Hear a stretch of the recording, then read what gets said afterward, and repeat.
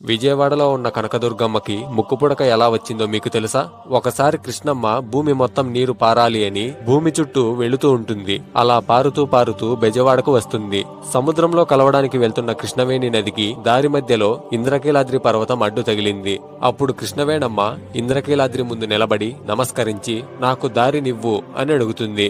దానికి ఇంద్రకీలాద్రి పర్వతం ఇలా అంటుంది, నేను ఎన్నో సంవత్సరాల పాటు తపస్సు చేయడం వలన దుర్గమ్మ నా భక్తిని కరుణించి ఇప్పుడు నాపై కొలువై ఉంది. ఇప్పుడు నీకు దారినిస్తే నువ్వు ఇంద్రకీలాద్రికి ఏం చేస్తావో ఏమో. నా తల్లి దుర్గమ్మ ఇబ్బంది పడే ఏ పని నేను చెయ్యను అని అంటుంది.